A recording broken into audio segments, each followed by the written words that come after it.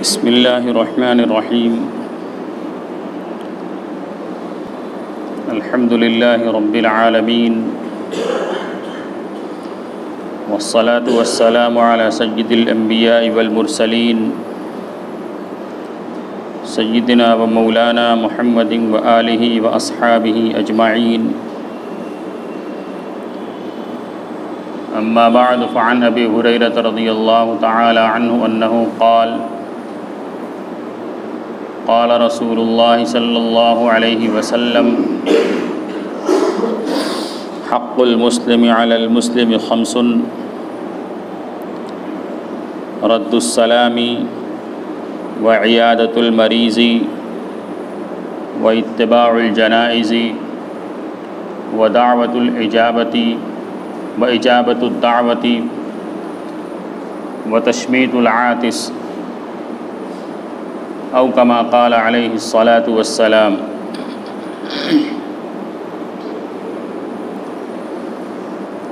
محترم بھائیوں، دوستوں، بزرگوں،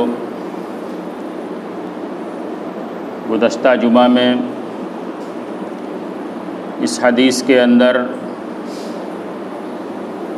مسلمانوں کے جو حقوق بیان کیے گئے ہیں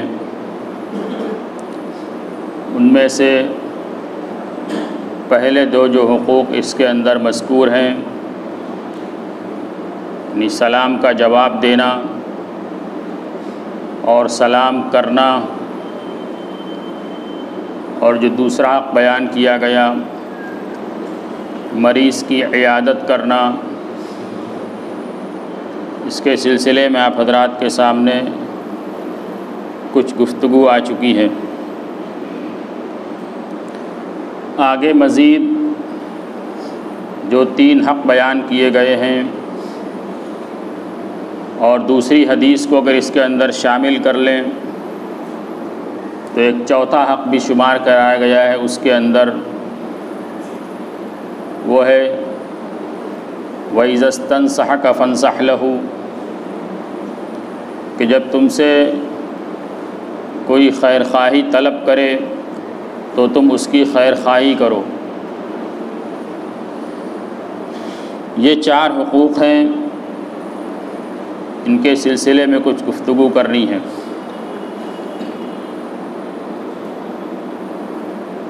تیسرے نمبر پر جو بیان کیا گیا اتباع الجنائز، کہ جنازے کی اتباع کرنا۔ اس کے پہلے ذکر کیا کہ مریض کی عیادت، یعنی کوئی بیمار ہو جائے تو اس کی مزاج پرسی کے لیے جانا، اس کو تسلی کے کلمات کہنا، اس کو دعا دینا، اس کی دلداری کرنا، یہ ایک مسلمان کا حق ہے اور اس کے اوپر اجر کا وعدہ کیا گیا۔ پھر اس کے بعد اس بیماری سے وہ اگر اس کے مقدر کے اندر شفا یابی ہے تو وہ شفا پا جائے گا، اور اگر اسی بیماری میں اس کا انتقال ہو گیا تو پھر انتقال کے بعد آگے حق بیان فرمایا کہ اس کے جنازے کے اندر شرکت کرنا۔ جنازے کے اندر شرکت کرنا، اس کا حدیث کے اندر بہت زبردست ثواب بیان کیا گیا ہے۔ جناب رسول اللہ صلی اللہ علیہ وسلم نے ارشاد فرمایا کہ اگر کوئی شخص کسی مسلمان کے جنازے کے اندر شرکت کرے تو اس کا جنازہ پڑھنے کی بنیاد پر اس کو جو ثواب ملے گا وہ 1 قیرات کے بقدر ہوگا۔ 1 قیرات کتنا ہے؟ اس کی مثال 2 حدیث میں 2 طرح بیان کی گئی۔ ایک حدیث میں تو اس کی وضاحت کی گئی کہ 2 قیرات یعنی جنازہ پڑھنا اس کا ثواب 1 قیرات، اور پھر اس کے بعد اگر کوئی اس کے دفن کے اندر شرکت کرے تو اس کا مستقل 1 قیرات ثواب ہے۔ تو یہ 2 قیرات ہوا۔ ان 2 قیرات کی مثال بیان کی گئی ایک حدیث کے اندر کہ الجبلین العظیمین، یعنی 2 قیراط سے مراد 2 بڑے پہاڑ۔ اور دوسری حدیث کے اندر رسول اللہ صلی اللہ علیہ وسلم نے قیراط کی وضاحت فرمائی کہ قیراط کے ثواب سے مراد اتنا ثواب جو احد پہاڑ کے برابر ہو۔ یہ جو مثال بیان کی گئی ہے کہ 2 بڑے پہاڑ یا احد پہاڑ کے برابر، یہ صرف سمجھانے کے لیے کہ اللہ تبارک و تعالیٰ اتنا عظیم الشان ثواب اس کو عطا فرمائیں گے۔ علامہ نووی رحمۃ اللہ علیہ نے اس حدیث کی شرح کے اندر لکھا ہے کہ یہ جو مثال بیان کی گئی ہے پہاڑ کے ذریعے سے، پہاڑ اپنی جسامت کے اندر، اپنی پیدائش کے اندر انتہائی بڑا ہے، تو ثواب کی بڑائی دکھلانے کے لیے اس کے ذریعے مثال بیان کی۔ اور اس پہاڑ کے اندر دوسری بات یہ ہے کہ ایمان والے اپنے ایمانی تقاضے کی بنیاد پر احد پہاڑ سے محبت رکھتے ہیں، اس لیے کہ رسول اللہ صلی اللہ علیہ وسلم نے احد پہاڑ کے بارے میں ارشاد فرمایا ہے کہ میں اس سے محبت کرتا ہوں اور وہ مجھ سے محبت کرتا ہے۔ تو احد پہاڑ سے محبت یہ ایمان کی علامت ہے۔ تو ایک تو ایمانی محبت اور دوسرے پہاڑ کی پیدائش اس کی جسامت کے اعتبار سے بڑائی، دونوں اعتبار سے اس کے ساتھ تشبیہ دی گئی کہ ایک تو اس کے اندر عظیم الشان ثواب ملے گا اور دوسرے ایمان والے کا وہ ایمانی حق ہے کہ ہم اس کے جنازے کے اندر شرکت کریں۔ کیا ملے گا وہ آپ حضرات کے سامنے آ گیا کہ اگر کوئی صرف جنازے کے اندر شرکت کرے تو جنازے میں شرکت کرنے کی بنیاد پر اس کو 1 قیراط ثواب، اور جنازے میں شرکت کرنے کے بعد کوئی قبرستان تک جائے اور اس کے دفن کے فراغت تک وہاں پر موجود رہے، اس کی مٹی دے، تو فرمایا مٹی دینے کا مستقل 1 قیراط ثواب ہے۔ دوسری حدیث کے اندر جو لفظ ہے اس کے اندر یہی لفظ استعمال کیا گیا ہے کہ من اتبع جنازۃ مسلم ایمانا و احتسابا، کہ جو شخص کسی مسلمان کے جنازے کے اندر شرکت کرے ایمان کے ساتھ اور ثواب کی امید کے ساتھ، یہ ثواب کی امید کے ساتھ احتساباً کا لفظ اس کے اندر ذکر فرمایا گیا۔ اس موقع کے اوپر کتاب کے اندر ایک واقعہ لکھا ہے حضرت مولانا فخر الدین مراد آبادی رحمۃ اللہ علیہ کا، جو دارالعلوم دیوبند کے شیخ الحدیث سے۔ جب وہ یہ حدیث پڑھا رہے تھے تو وہاں پر طلباء نے ان سے سوال کیا تھا کہ کوئی شخص کسی کے جنازے کے اندر شرکت کرے گا تو جنازے میں شرکت کرنا یہ تو ثواب ہی کے لیے ہوتا ہے، کوئی جائے گا تو ثواب ہی کی نیت سے جائے گا، میت کے لیے ایصال ثواب کرے گا، اس کے لیے استغفار کی دعا کرے گا اور خود اس کو ثواب ملے گا، کوئی دوسرا مقصد تو نہیں ہے۔ پھر حدیث میں احتساباً کا لفظ کیوں استعمال کیا گیا کہ ثواب کی نیت سے اس کے اندر شرکت کرے؟ تو حضرت مولانا رحمۃ اللہ علیہ نے جواب دیا۔ کیا جواب دیا؟ جواب یہ دیا کہ تم کسی جنازے کے اندر چلے جاؤ اور جنازے میں مختلف آدمی سے سوال کرو کہ تم اس جنازے کے اندر کیوں جا رہے ہو، تو ہر آدمی کا جواب مختلف نوعیت کا ہوگا۔ کوئی جواب دے گا کہ یہ میرے دوست تھے، کوئی جواب دے گا یہ میرے بیوپاری تھے، کوئی جواب دے گا یہ میرے متعلقین تھے، کوئی جواب دے گا میرے فلاں رشتہ دار تھے، میرے فلاں سمدھی تھے، میرے فلانے تھے۔ اس طرح کے مختلف جوابات ملیں گے۔ یعنی ذہن کے اندر یہ بات ہے کہ ہم جنازے کے اندر شرکت کر رہے ہیں تو گویا کہ اپنے اوپر سے ہم الزام کو دور کر رہے ہیں۔ یعنی ہم سے یہ بعد میں سوال نہ کیا جائے کہ آپ سے تو بہت تعلق تھا، آپ کے تو رشتہ دار تھے، آپ کے تو دوست تھے، آپ کے والد صاحب کے ملنے والے تھے، آپ کے گھر ان کا اٹھنا بیٹھنا تھا، آپ جنازے میں نظر نہیں آئے۔ یہ سوال ہم سے نہ ہو اس لیے ہم جنازے کے اندر شرکت کرتے ہیں۔ یہ مولانا نے فرمایا کہ یہ تم کو اس طرح کا جواب ملے گا، جس کے پیچھے یہ ہے کہ ہم اپنے اوپر سے الزام کو دور کریں کہ ہمارے اوپر کسی طرح کا الزام نہ ہے کہ ہم جنازے میں کیوں نہیں گئے۔ فرمایا اسی لیے جناب رسول اللہ صلی اللہ علیہ وسلم نے ارشاد فرمایا کہ نیت خالص ہونی چاہیے، ہم جنازے کے اندر شرکت کریں تو ثواب کی نیت ہونی چاہیے، ثواب کی نیت سے جائیں۔ رشتہ داری اور تعلقات وہ اپنی جگہ پر ہیں، جنازے کے اندر شرکت کرنا یہ ایمان والے کا ایک حق ہے، لیکن ہم جائیں تو کیا ہونا چاہیے کہ ثواب کی نیت سے اللہ تبارک و تعالی اس پر ہمیں مستقل اجر عطا فرمائیں گے۔ اور اگر ہماری نیت درست نہیں ہے، صرف ایک بوجھ اتارنے کی نیت ہے، تو پھر یہ ہمارے وقت کا ضیاع ہوگا۔ ہم جائیں گے، اپنا وقت خالی کریں گے، جنازے میں شرکت کریں گے، اس کی مٹی دیں گے اور ہاتھ کچھ نہیں آئے گا۔ عمل سارا کریں گے، وقت پورا لگے گا، محنت پوری ہوگی، لیکن ملے گا کچھ نہیں۔ دنیا والے کا منہ تھوڑے دن کے لیے بند ہو جائے گا، فلاں صاحب جنازے میں موجود تھے، لیکن آخرت کے اعتبار سے کوئی نتیجہ اس کو نہیں ملے گا۔ اس لیے فرمایا کہ نیت کی درستگی ہونی چاہیے کہ ہم جنازے کے اندر جائیں تو ثواب کی نیت ہو۔ یہ تیسرا حق شمار کیا گیا کہ جنازے کے اندر شرکت کرنا۔ اس کے بعد چوتھا حق شمار فرمایا اجابت الدعوتی، اگر کوئی ہمیں اپنے گھر دعوت کے اندر بلائے تو اس کی دعوت کو قبول کرنا، یہ ایک مسلمان کا حق ہے۔ حدیث کے اندر تو مطلق بیان فرمایا گیا اجابت الدعوتی، دعوت کو قبول کرنا، لیکن اس موقع پر فقہا نے بہت لمبی چوڑی تفصیل لکھی ہے کہ ہمیں کس دعوت کے اندر جانا چاہیے، کس دعوت کو قبول کرنا ضروری ہے، کس دعوت کو قبول کرنا مسلمان کا حق ہے، اور کس دعوت میں نہیں جانا چاہیے۔ اس کو ایک مختصر جملے کے اندر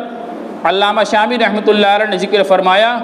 ان لم یکن سمہ بدعۃ من الملاہی، اور بھی آگے ان کے الفاظ ایک دو، جس کا خلاصہ یہ ہے کہ ایسی دعوت کو قبول کرنا مسلمان کا حق ہے جہاں پر کوئی بدعت اور کوئی گناہ کا کام نہ ہو رہا ہو۔ اگر اس دعوت کے اندر کسی طرح کے کسی گناہ کا کام ہے یا کسی طرح کی کوئی بدعت ہے تو ایسی دعوت کا قبول کرنا یہ درست نہیں ہے، اس دعوت کا قبول کرنا یہ حق نہیں ہے۔ وہ دعوت کیا ہے؟ آج تو مختلف طرح کی دعوت چلتی ہے، ایک تو دوسرے لوگوں کے اندر تیجے کی دعوت ہے، 10ویں کی دعوت ہے، 40ویں کی دعوت ہے، برسی کی دعوت ہے، اور جگہ چلے جائیں تو 13ہی کی دعوت اور مختلف طرح کی دعوت ہے۔ فرمایا یہ جو اس طرح کی دعوتیں ہیں، ان دعوتوں کے اندر شرکت کرنا جائز نہیں ہے، یہ سراسر بدعتیں ہیں اس طرح کی دعوت۔ اس کے علاوہ اور بھی دعوت جو چلتی ہے، یعنی ختنے کی دعوت کا رواج اب کچھ شروع ہو رہا ہے کہ بچے کا ختنہ ہوا، اس کے موقع کے اوپر دعوت ہے۔ فرمایا اس دعوت کا بھی اسلام میں کوئی تصور نہیں۔ حدیث کے اندر صحابہ کرام نے وضاحت کے ساتھ فرمایا ہے کہ ہمارے زمانے میں ختنے کے موقع کے اوپر کوئی دعوت نہیں ہوتی تھی۔ مسنون دعوت کیا ہے؟ جس دعوت کو قبول کرنے کا حق بیان فرمایا کہ دعوت کو قبول کرنا حق ہے، وہ کون سی دعوت ہے؟ فرمایا ایک دعوت تو ولیمے کی ہے، اگر کسی کا ولیمہ ہے اور وہ اپنے ولیمے کے اندر کسی کو دعوت دے تو اس دعوت کو قبول کرنا یہ اس کا حق ہے، یعنی دعوت دینے والے کا حق ہے کہ اس کی دعوت کو قبول کیا جائے۔ دوسری دعوت، اگر کسی نے عقیقہ کیا ہے اور عقیقے کے اندر دعوت کی، آپ کو مدعو کیا ہے، تو اس دعوت کو قبول کرنا یہ اس کا حق ہے کہ آپ اس کی دعوت کو قبول کریں۔ یا آپ کی خواہش ہے کہ آپ کے گھر آپ کے متعلقین، آپ کے رشتہ دار، آپ کے دوست احباب کھانا کھا لیں، بلا کسی وجہ کے ایسے ہی آپ بلانا چاہتے ہیں اور اس میں کسی طرح کی کوئی بدعت نہیں ہے، تو اس دعوت کو قبول کرنا بھی حق ہے۔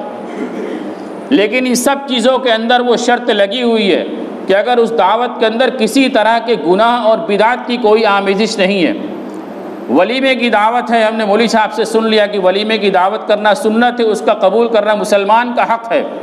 لیکن اب اس دعوت کے اندر گئے تو وہاں پر میوزک بھی بج رہی ہے، فوٹوگرافی بھی ہو رہی ہے،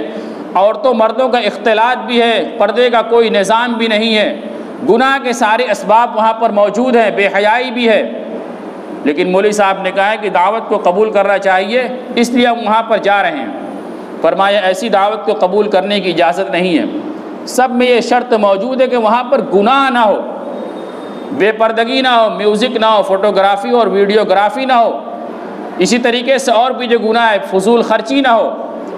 فضول خرچی اس کا یعنی بے انتہا جو آج کل ڈیکوریشن کیا جاتا ہے، سجاوٹ کے نام پر بے انتہا خرچ ہو رہا ہے، اس طرح کی چیزیں نہ ہوں۔ اس موقع کے اوپر آج کے ماحول کے اندر جب ہم اس دنیا کے اندر معاشی اعتبار سے یہ کہا جائے کہ تنگی کے دور سے گزر رہے ہیں، یعنی لاک ڈاؤن کا زمانہ جب سے شروع ہوا ہے، تقریباً 1.5 سال کا ہر آدمی کی زبان کے اوپر ایک کاروباری مندی ہے، پیسے کی بہت تنگی ہے، اس طرح کی بات لوگوں کی زبان کے اوپر ہے، لیکن اس ماحول کے اندر بھی جب ہمارے معاشرے کے اندر شادیاں ہوئی ہیں تو ہم ان شادیوں کے اوپر نگاہ ڈال کر ان کو دیکھ لیں کہ اس کے اندر کسی طرح کے کوئی رسم و رواج کم ہوا ہے، کسی طرح کی اس کے اندر کمی کی گئی۔ اگر بہت بوجھ پڑا، بہت ہم نے دل پر پتھر رکھا تو ہم نے دعوت کے افراد کے اندر کچھ حد تک کمی کر لی۔ ہمارا ارادہ 1000 آدمی کے کرنے کا تھا، لیکن ہم نے اس کو سمیٹ لیا کہ 300 400 500 آدمی کے اندر ہم اس کو کر دینا ہے۔ صرف دعوت کے اندر لوگوں کی کمی کر دی گئی، ورنہ اس کے علاوہ جو اور رسومات ہوتی ہیں ان کے اندر کہیں کسی طرح کی کوئی کمی نہیں ہے، بلکہ مزید اس کے اندر اضافہ ہوتا چلا جا رہا ہے۔ جوڑے کی رسم کے اندر اضافہ ہوتا چلا جا رہا ہے، اس کے علاوہ اور بھی رسمیں نئی نئی جو پہلے نہیں سنی جاتی تھیں، کیا کیا مہندی کی رسم اور چیکس کی رسم جو صرف پہلے نام پر تھا، اب معاشرے کے اندر ان کا وجود ہو رہا ہے۔ اور اس ماحول کے اندر ہو رہا ہے جب زبان کے اوپر تنگی کی شکایت ہے کہ اس وقت تنگی کا ماحول ہے۔ میرے بھائیو، دوست بزرگوں، ہم کہاں جا رہے ہیں؟ جناب رسول اللہ صلی اللہ علیہ وسلم نے ہمیں زندگی گزارنے کا ایک مستقل دستور دیا ہے، نکاح کرنے کا ایک پورا طریقہ ہمارے سامنے موجود ہے جو انتہائی آسان کر کے ہمارے سامنے پیش کیا گیا، لیکن ہم کس دھارے کے اوپر جا رہے ہیں؟ اپنی منمانی کرنے کے اوپر، اپنی خواہشات کے پورا کرنے کے اوپر، اپنے پاؤں کے اوپر کلہاڑی ہم خود مار رہے ہیں۔ اور پھر اس طرح کی شادی کرنے کے بعد آگے کیا ہوتا ہے وہ آپ حضرات کو سب کو معلوم ہے کہ ہمارا کاروبار کا بھٹا بیٹھتا ہے، ہمارا مال کا دیوالہ ہوتا ہے، لوگ سڑکوں کے اوپر آ جاتے ہیں، کاروبار ختم ہو جاتا ہے، لیکن ناک کا مسئلہ بنا ہوا ہے، خواہشات کا مسئلہ بنا ہوا ہے۔ میرے بھائیو، دوست بزرگوں، زندگی کو صحیح دھارے کے اوپر لانا پڑے گا، تب ہماری دنیا کی زندگی بھی سکون کے ساتھ گزرے گی اور آخرت کے اندر بھی ہم کامیاب ہوں گے۔ ورنہ اگر ہم اس رسم و رواج کے اندر الجھے رہیں اور اپنے ناک کا مسئلہ بنا کر بیٹھے رہیں اور ان رسموں کو پورا کرتے رہیں اور خواہشات کو پورا کرتے رہیں تو دنیا کی زندگی برباد ہو رہی ہے، اور ہم اس کو اپنی آنکھوں سے دیکھ رہے ہیں کہ جو لوگ اس کے پیچھے پڑ رہے ہیں خواہشات کہیں پر پوری نہیں ہوں گی۔ ہم ایک خواہش کو کرنے کے بعد یہ سوچیں گے کہ آئندہ اس کے اوپر بند لگا دیں گے۔ اگر ہم نے خواہش کا دروازہ کھولا تو یہ یاد رکھیے کہ خواہشات کی کوئی انتہا نہیں ہے۔ جناب رسول اللہ صلی اللہ علیہ وسلم نے بالکل واضح طور پر اس کی مثال دے دی کہ آدمی ایک خط کھینچا اور خط کے چاروں طرف اس کو یعنی اور دیگر خط سے اس خط کو بند کیا، اور پھر اس سیدھی لکیر کے اوپر کچھ خطوط کھینچے، اور وہ خطوط کیا ہیں؟ جو اس کے چاروں طرف جو خط کھینچے گئے، جو لائن کھینچی گئی، یہ سیدھی لائن سے نکلنے والی لائن اس کے چاروں طرفہ لائن سے باہر جا رہی ہے۔ اس کو جناب رسول اللہ صلی اللہ علیہ وسلم نے مثال سے فرمایا کہ یہ انسان کی زندگی ہے، اور یہ چاروں طرف جو خط ہے یہ اس کی زندگی کی انتہا، یہ اس کی موت ہے، اور یہ جو اس خط کے باہر خط جا رہا ہے، لائن باہر جا رہی ہے، یہ اس کی خواہشات ہیں۔ یعنی کیا مثال دی کہ انسان کی خواہشات موت تک بھی پوری نہیں ہوں گی۔ ہم ایک خواہش پوری کرنے کے بعد سوچیں اب بند کر دیں گے، اب آگے اس کو نہیں کریں گے، آگے مزید خواہشات ابھریں گی، رسم و رواج مزید بڑھیں گے اور ہم اس دلدل کے اندر دبیں گے، اور پھر چاہتے ہوئے ہم اس کو بند نہیں کر پائیں گے۔ اس لیے دانش مندی اور عقل مندی کا تقاضا یہ ہے کہ آج ہم جہاں پر وہیں سے بند کو لگائیں۔ یہ نہ سوچیں کہ ہم تھوڑا سا کر لیں پھر بند کر دیں گے، پھر بند ہونے والا نہیں، بلکہ اور وہ کھلے گا، اور اس کا اثر کہاں تک پہنچے گا ہم اس کا تصور نہیں کر سکتے۔ ہم سوچتے ہیں کہ ہم نے کر لیا اور کام ختم ہو گیا۔ اللہ تبارک و تعالی نے ہمیں استطاعت دی ہے، ہم اپنے بیٹے کی ساری خواہش کو پورا کر لیں، خوب بڑی دعوت بھی کر لیں، خوب کپڑے بھی بنا لیں، خوب جوڑے کے اندر بھی دے دیں، اور اس کے پہلے بھی دعوت ہو جائے، اس کے بعد بھی دعوت ہو جائے، اور فلاں چیز بھی دے دیں۔ ہم اللہ تبارک و تعالی نے استطاعت دی، ہم کر لیں گے، دوسرے لوگوں کو استطاعت دی کر لیں گے، لیکن 1 سے 2، 2 سے 3 اور 3 سے 4 افراد جب کریں گے، یہی چیزیں رسم کا درجہ اختیار کرتی ہیں، اور پھر اس کے اندر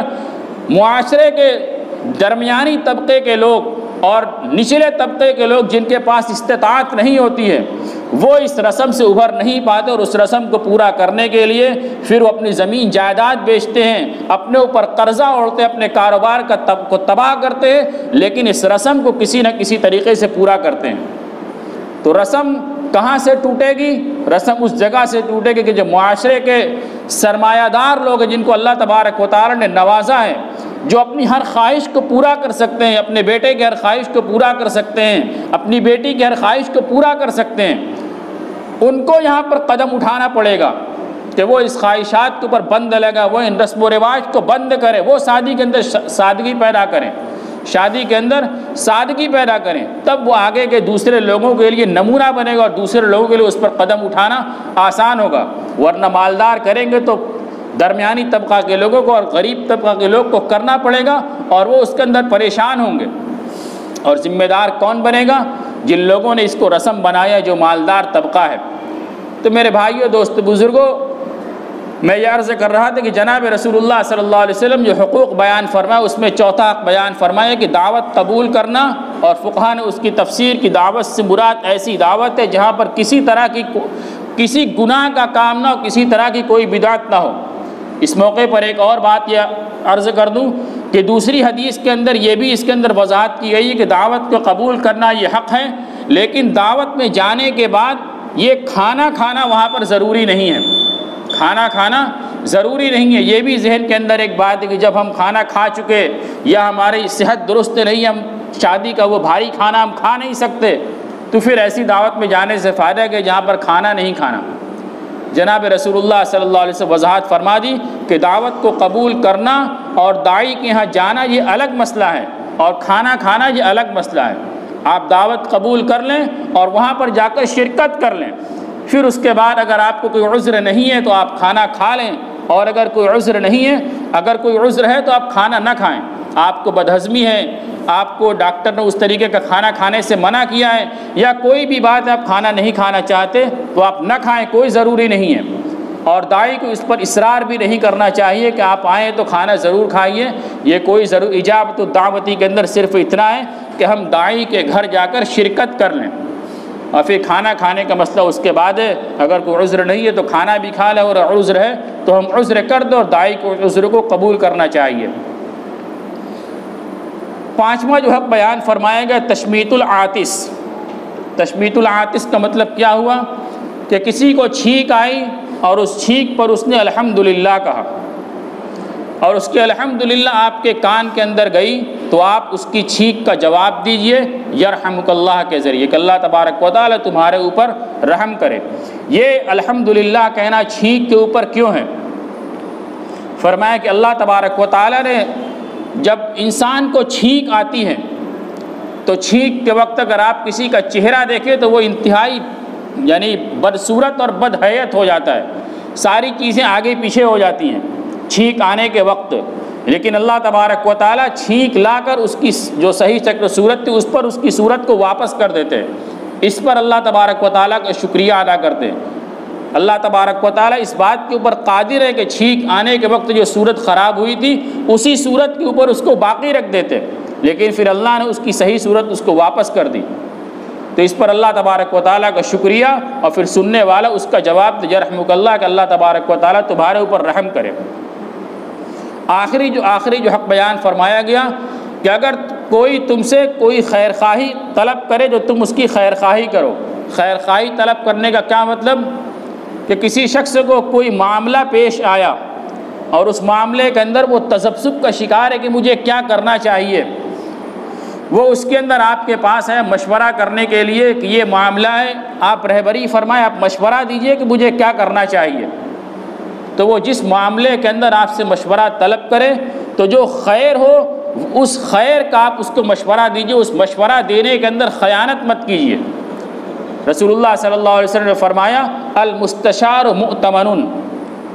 مشورے کا طلب کیا جانا یہ امانت ہے، جس سے مشورہ طلب کیا جائے یہ امانت ہے۔ مشورہ طلب کیا گیا، جو خیر ہے آپ وہ خیر اس کو بتا دیں۔ اس کی مثال کیا ہے؟ مثال یہ کہ ایک مکان بک رہا ہے اور کسی شخص کو اس کی اطلاع وہ مکان خریدنا چاہتا ہے، لیکن کسی طرح کی کوئی رکاوٹ ہے، اس کو کسی طرح کا کوئی مسئلہ ہے، اس کو کوئی بات سمجھنی ہے، وہ آپ کے پاس آیا اور آپ سے کہا کہ وہ فلاں مکان بک رہا ہے اور اس کا اتنی قیمت وہ مانگ رہا ہے، میں وہ مکان خریدنا چاہتا ہوں، یہ قیمت اس کی درست ہے۔ اس نے آپ سے مشورہ طلب کیا، پھر آپ نے دیکھا کہ وہ جو مکان بک رہا ہے وہ مکان تو بہت اچھے علاقے کے اندر ہے، وہاں پر رہنے والے لوگ بھی اچھے ہیں، اور جو قیمت یہ بتا رہا ہے یہ قیمت بھی مناسب ہے۔ آپ کو مکان پسند آنے لگا اور آپ کے پاس گنجائش بھی ہے، آپ نے اس کو اس کے مقصد سے بھٹکا دیا، اور آپ نے اس سے کہہ دیا کہ جس علاقے کے اندر مکان ہے وہاں پر اس کے پڑوسی اچھے نہیں ہیں، یا وہ علاقہ اچھا نہیں ہے، یا جو قیمت مانگ رہا ہے وہ قیمت بہت زیادہ ہے، یہ مکان مت خریدیے، اس کو تو آپ نے کسی طریقے سے ٹرخا دیا اور جا کر آپ نے خود وہ مکان خرید لیا۔ فرمایا یہ خیانت ہے۔ آپ جانتے ہیں کہ جو قیمت طلب کی وہ قیمت بھی اچھی ہے، وہ علاقہ بھی اچھا، وہ مکان بھی اچھا ہے، اب یہ امانت داری کے تقاضے تھے کہ آپ اس کو مشورہ دیتے کہ جو بات آپ سے کہی گئی ہے وہ بالکل درست ہے، آپ وہ مکان خرید سکتے، یہ امانت داری کا تقاضا تھا، لیکن آپ نے اس کے اندر خیانت کی، ایک مسلمان کے حق تلفی آپ نے کی، اس کا گناہ آپ کے اوپر پڑے گا، آپ خیانت کے مرتکب ہوں گے۔ اس لیے فرمایا کہ جب مشورہ طلب کیا جائے تو اس مشورے کے اندر خیر خواہی کرو۔ یہ چند حقوق اللہ تبارک جناب رسول اللہ صلی اللہ علیہ وسلم نے ایک مسلمان کے دوسرے مسلمان کے اوپر بیان فرمائے۔ اللہ تبارک و تعالی ہم سب کو عمل کرنے کی توفیق عطا فرمائے۔ ایک اپیل جو گزشتہ ہفتہ کی گئی تھی کہ مہاراشٹر کے اندر جو سیلاب کی صورت ہے اس میں جو اپیل کی آپ حضرات تعاون فرمائیں، جن حضرات کو تعاون کرنا ہے وہ اس کے اندر جلدی کریں، اب اسی ہفتے کے اندر انشاءاللہ وہ جو رقم ہے اس کو وہاں پر روانہ کر دیا جائے گا۔